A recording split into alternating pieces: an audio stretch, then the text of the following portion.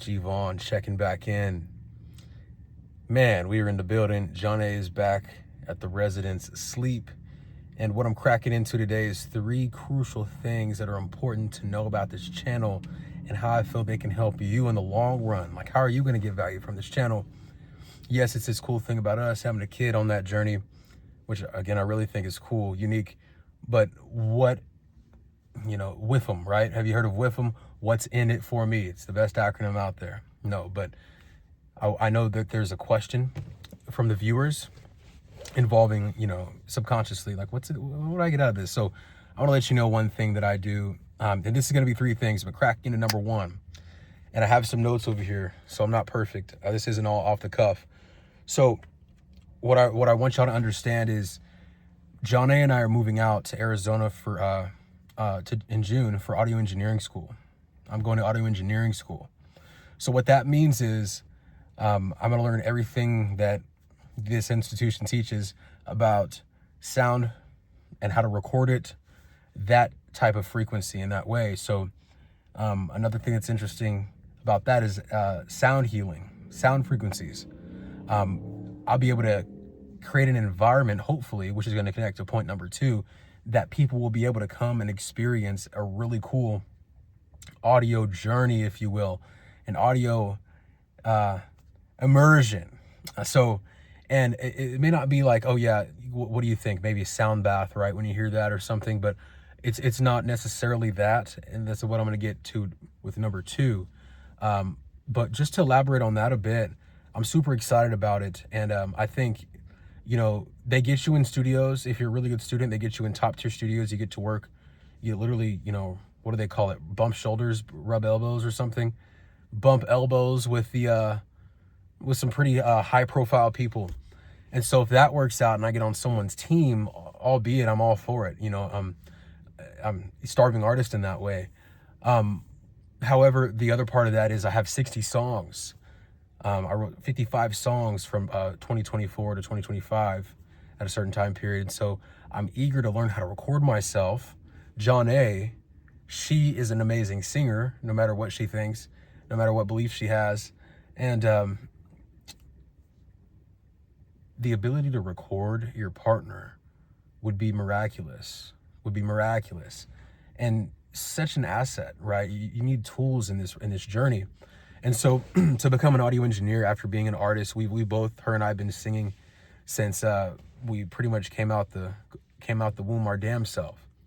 So that's just me elaborating on that a little bit. I'm super excited.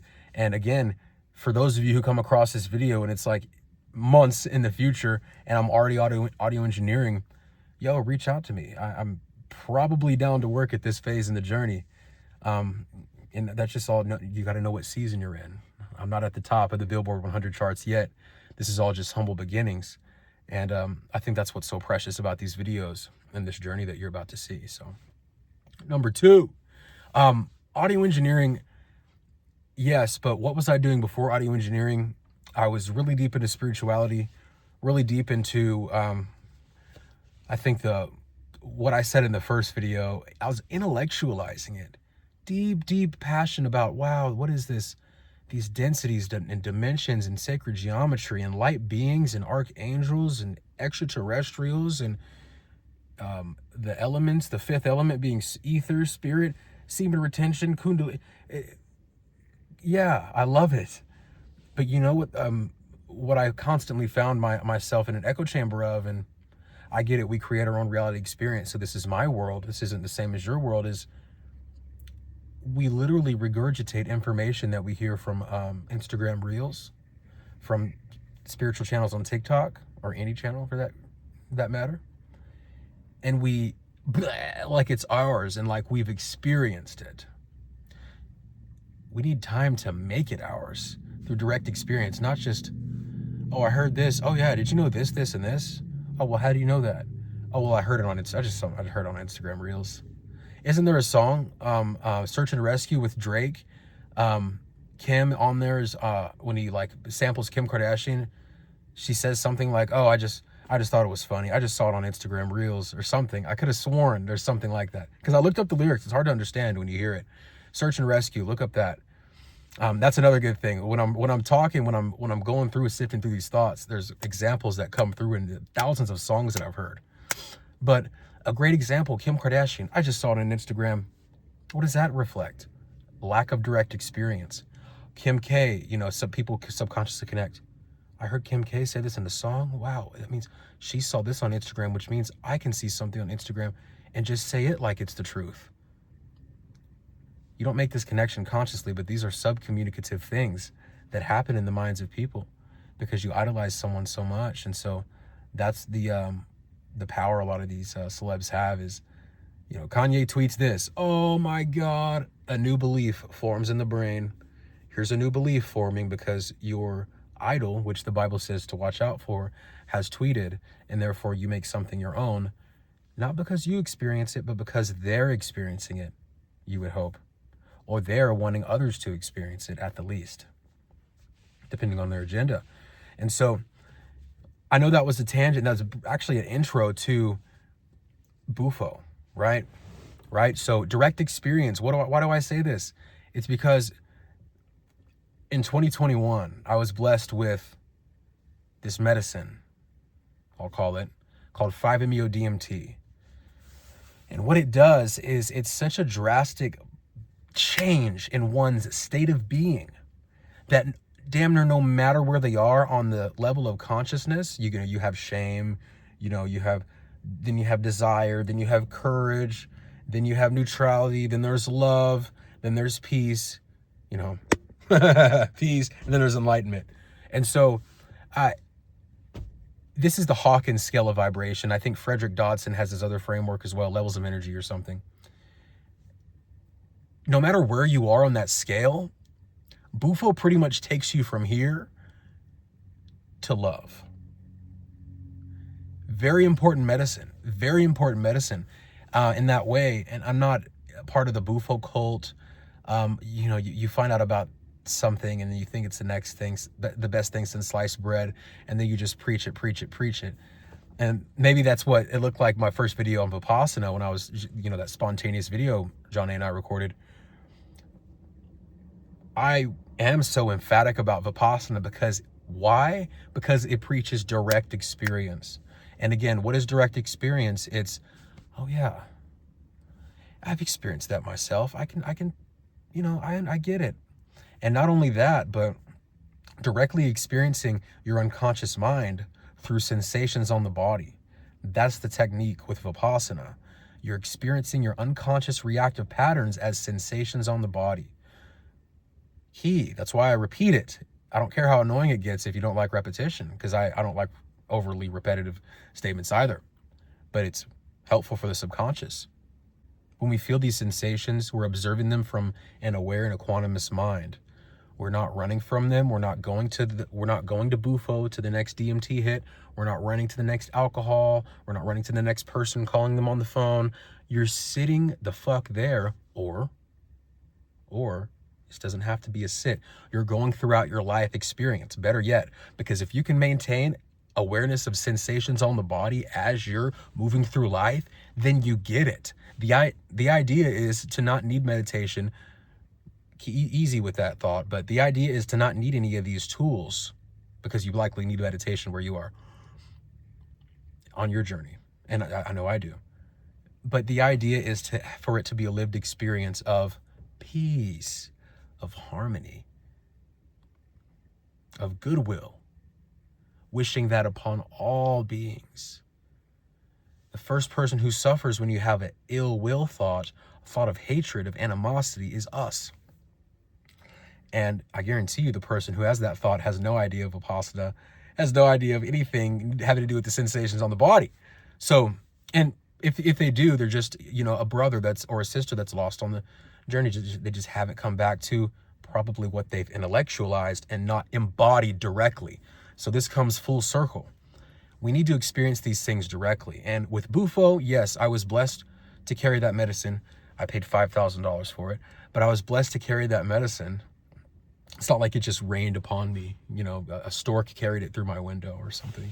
I sought the medicine after sitting in ayahuasca ceremony. So I've been around the block, when it comes to these spiritual games we play. Oh, ayahuasca, I said that, and then, oh man, I'm going to become this. Or maybe it's simply, I want to sit ayahuasca just to face some stuff I have going on.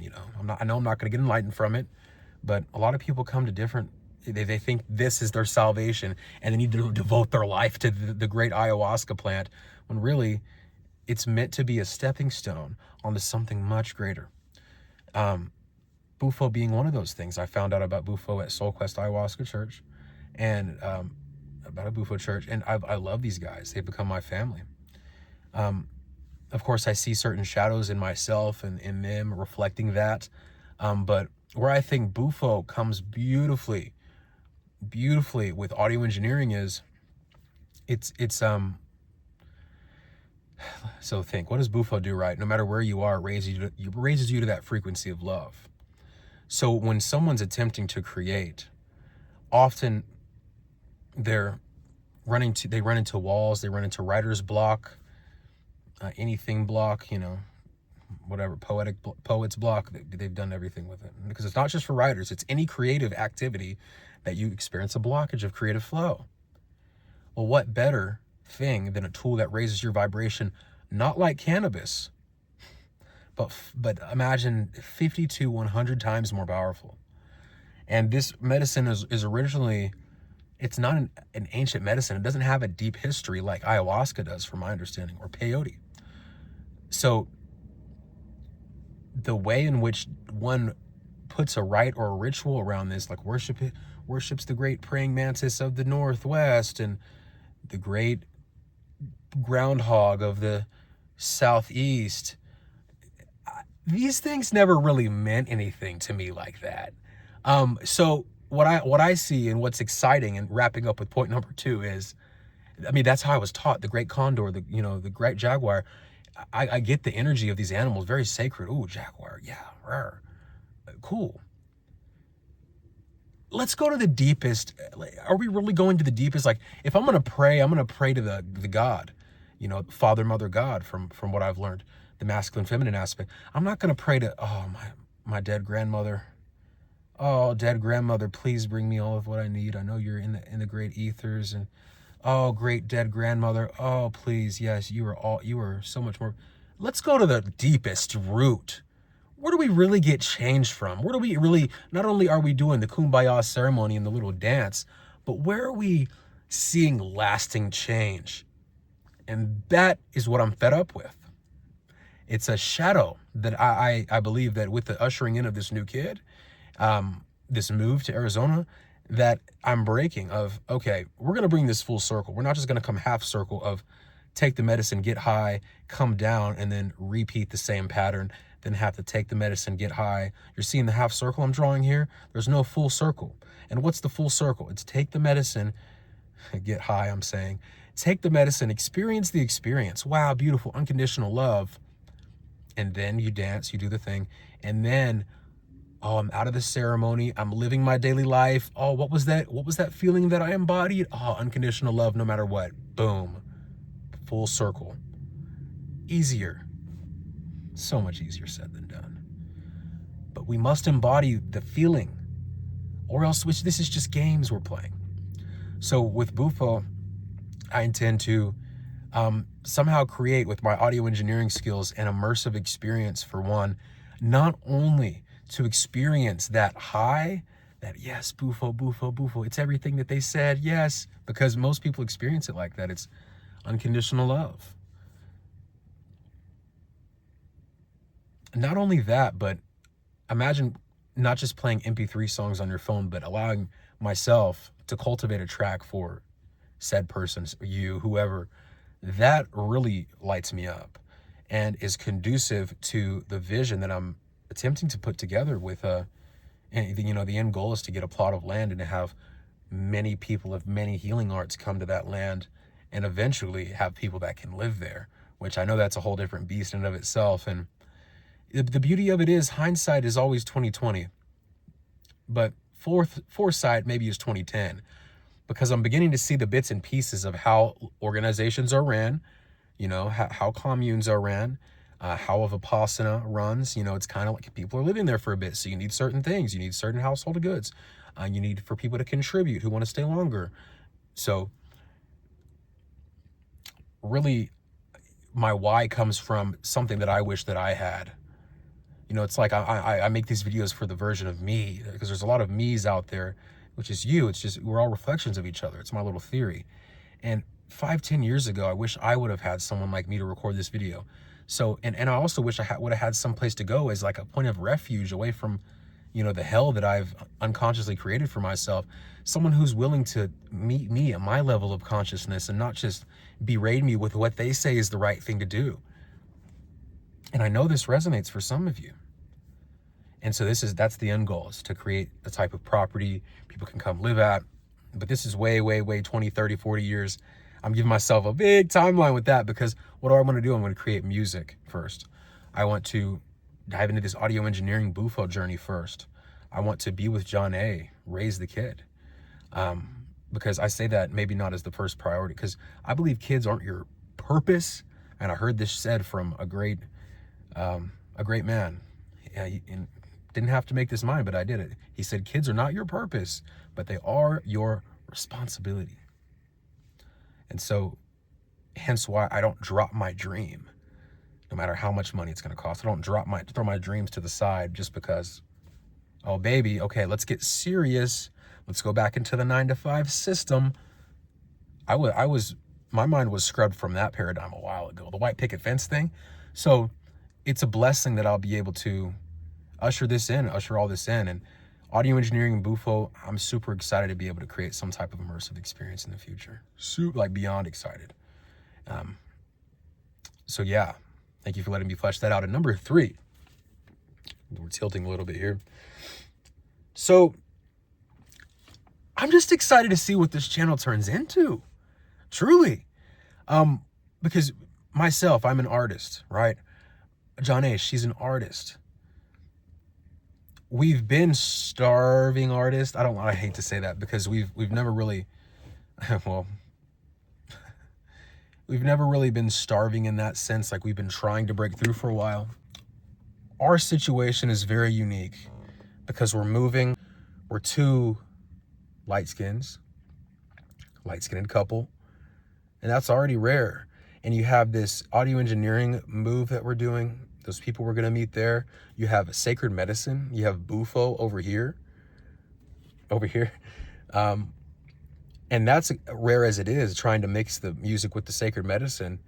Some people would hate me if I said mixing the medicines or mixing this with that, but it's really what it is. You take things and you make them your own. You innovate from the heart. And this isn't just some ego-driven thing, like I have to create, and nothing's ever good enough, and I have to make 10 million a year and become this huge acquisition company like the Hormozis. And understand that where does your fulfillment lie? It lies in the heart. And it's okay. If we're spiritual, it doesn't mean we have to be broke. But a lot of people don't want to have that conversation. And so this is my call for love from you guys, right? This is my expression of love to you guys, right? So my notes here, what will this turn into? The only thing I have left with this one is nothing can go wrong with discipline. Like, I was thinking, like, what if everything falls apart? Like, what if, like, we're talking about the pregnancy at this birthing center, and they're talking about what if things go wrong? And they're kind of an overemphasis on, well, this could go wrong and that could go wrong. And if this happens, then this, if this happens, then this. If you're not delivering the baby in 24 hours, well, then we're going to have to take you to the hospital. You can't have a birth here. You can't. You're going to have to pay more at the hospital. Interesting. What can go wrong? And you're hearing if you just have discipline, if you just have faith, if you have a knowingness in yourself, you don't have to believe God, but God helps. Believe me, God helps. A knowingness in yourself, a trust in yourself, in your own practices, especially when they're rooted in direct experience. That's all you need. Nothing can go wrong. The worst comes to worst. Let's say I lose the girl, lose the child, lose the family, lose my career. Aware and equanimous. I keep on doing the work, whatever the work is at that time. That work could be writing songs, refining the songs, recording the songs, creating content for the songs. The work could be making these videos, sitting with some of you. Maybe one of y'all reached out and says, hey, I saw that Bufo video from like a year ago, and I see you got things rolling now. Like, what's good? Can I come through? What are your services? Is this even legal? And then I would, lovingly greet you, because with discipline, nothing can go wrong. If you have that knowingness, if God is moving through you, let's say you're a channel for God. We're all channels for God, let's say. Okay, well, I trust that God is going to move through me and lead me. If I have that mindset as my direct experience, and I don't see that as just a fucking Facebook quote. Oh, that's a nice quote. We're all channels and God moved through us. Okay. And then when we're flipping off people outside of our windows, and we're beating up, talking down on ourselves, and that's okay. We all do that. But the more we are in tune with God in that way, or love, or whatever you believe in that gets you centered, the more we'll notice that reactive pattern to less anger, less anger, less anger. Wow, I got angry for a second, but wow, I was only angry for like 30 seconds. That's progress. Where you were angry for 5 minutes, now you're angry for 4, 3, 2. Now whatever happened doesn't have the same charge as it did. So that's my last one. I said, I'm excited to see what this will turn into, because I'm a huge advocate for a lot of things. And again, I'm always talking to the 5 to 10 year old early or past version of myself, like, yo, bro, you got this. I struggled with porn for a long time. Those are the things that I look forward to talking about. And not only that, but remaining in integrity with this line I'm walking. Like, I'll be damned if I'm a father that watches porn, right? I'll be damned if I don't allow certain rites of passages to take place and just intuitively know. I think that's what this Vipassana was for me, a rite of passage. Just intuitively know, no, it's not. No, that's the old habit pattern, as the Vipassana would teach you. It's the old habit pattern that wants to continue wallowing in misery. It's these neurons in our brain that keep firing. It's beautiful. It's beautiful to understand these things. So another example of old habit patterns I want to say real quick, and then I'm going to give you an exercise. Don't be grossed out. Please don't run. Is because I have direct experience. I'm not just going to give you info and, have you, okay, next video. I was scared to go to the chiropractor. I thought I was going to get paralyzed. And then turns out I didn't get paralyzed. I actually listened to the synchronicity that brought me there, which was a video, Sunday service. And went to the chiropractor. Turns out, I just randomly went to the nearest one. Turns out it's the best chiropractor in the district. And now, I found out I had a rotated hip. The chiropractor signs me up he's like, you need to come 3 times a week for 2 weeks. I'm like, damn, why do I need to come so much? And so I start doing research. You have to correct the pattern more aggressively at first. You must correct the pattern aggressively at first. And then it levels off maybe once or twice a month for maintenance. But why do we, and then I'm like, chiropractor, you have to correct the pattern aggressively at first. Why do we do that? Because if you don't, the body naturally reverts to its old positioning, because that's what it knows, to be misaligned. Do we see the symbolism? Do we see the parallel here?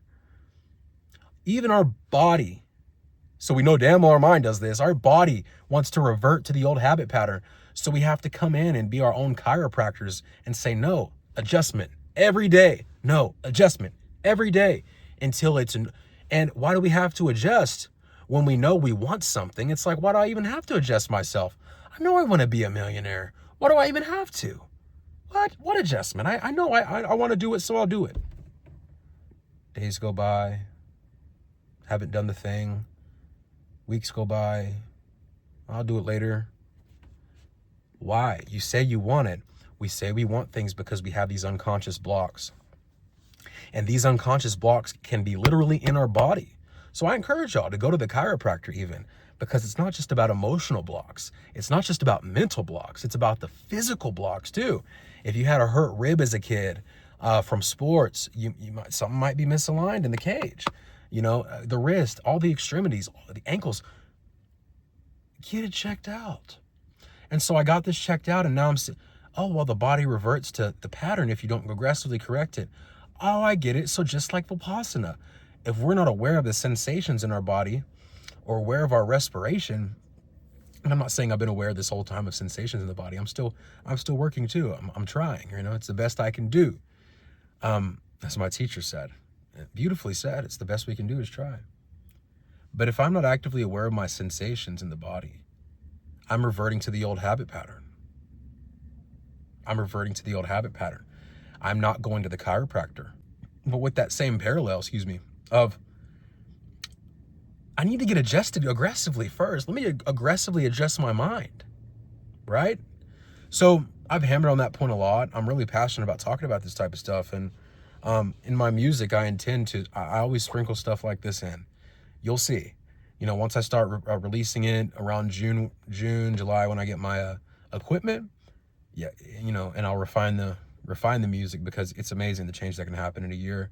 The lyrics that don't resonate anymore, oh man, beautiful.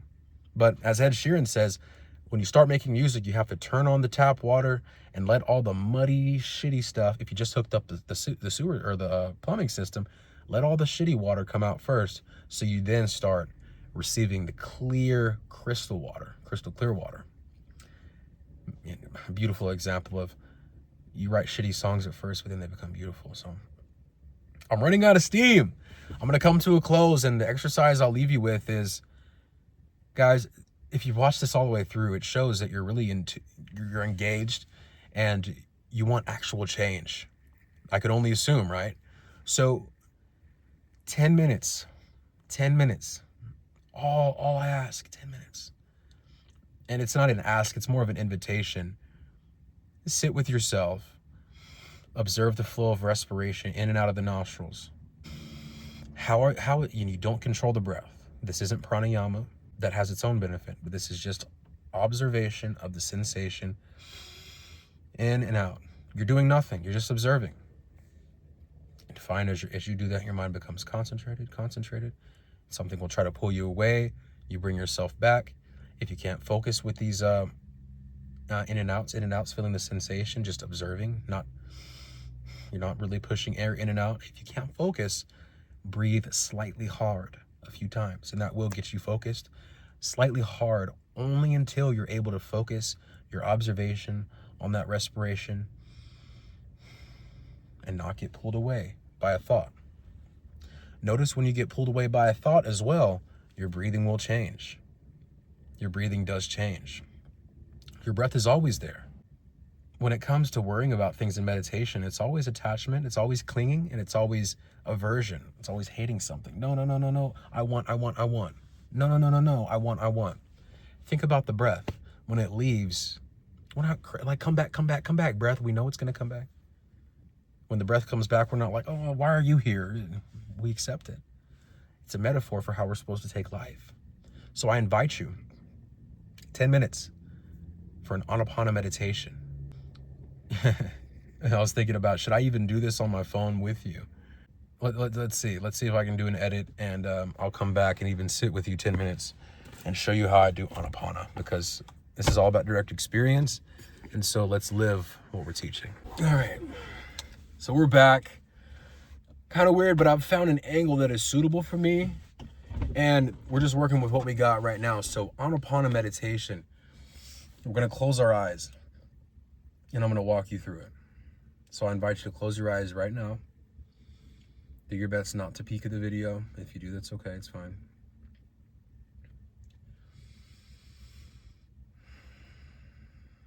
I want you to become aware of your breathing.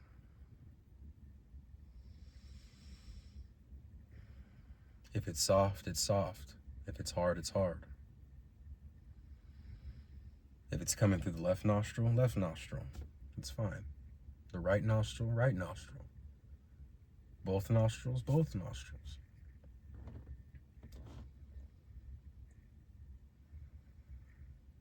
If you have a free flow of air, or if it's stuffy, that's fine. Observe it as it is. As it is. No problem. Nothing to do.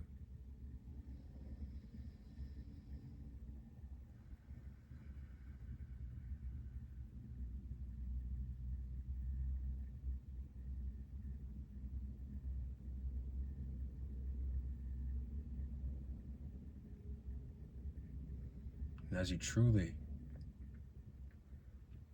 focus on your respiration, the sensation right below the nostrils, you feel your face begin to relax. Your body begins to relax.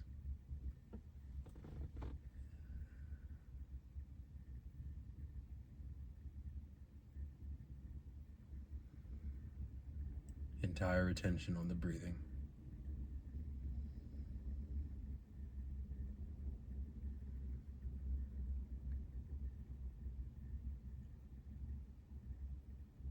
Always best to have your back straight, your neck straight.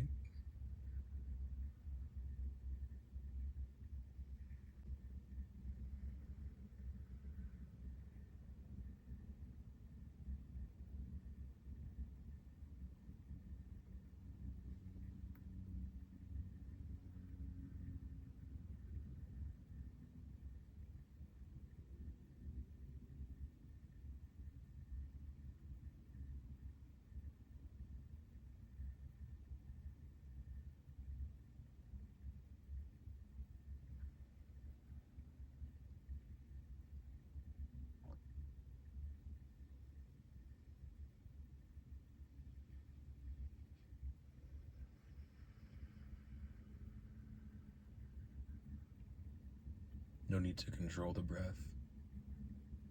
No need to control it. If you find upon observation that you're taking different breaths than before, accept it as it is.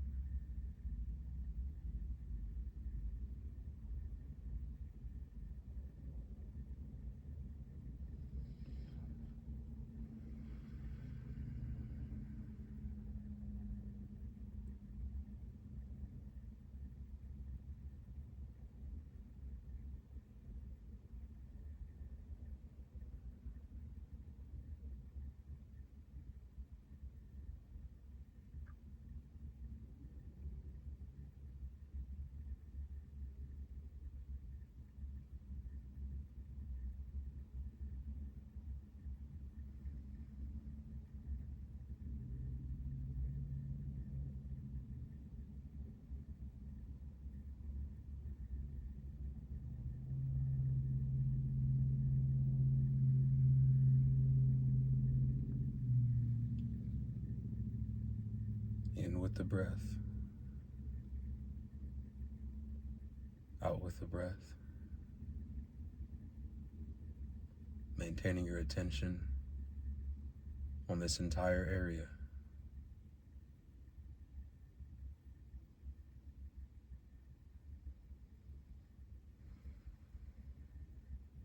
If there is an itch or a sensation on the body,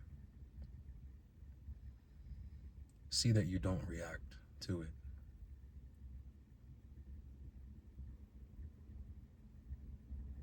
Remain aware of your breath. Remain balanced in the mind, equanimous in the mind.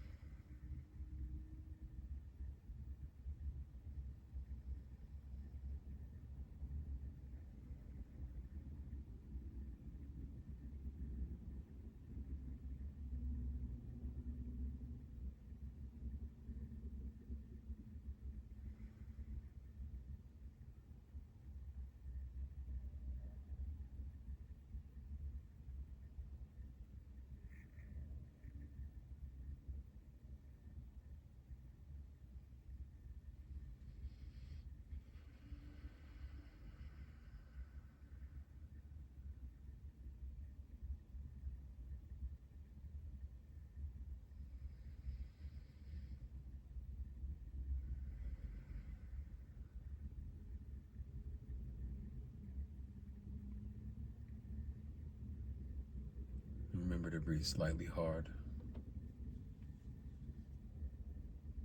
If you find it hard to focus,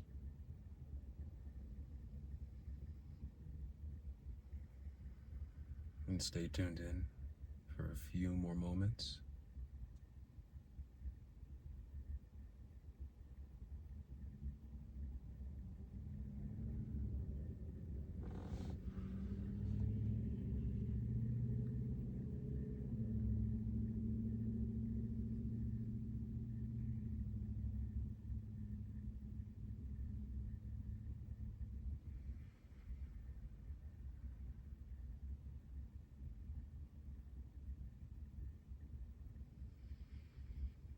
You can slowly begin to bring yourself back.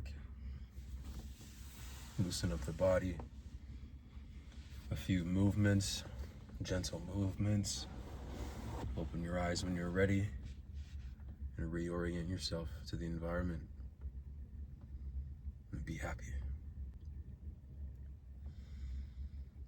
We observe the sensations through the nostrils to train ourselves to feel the sensations in the body.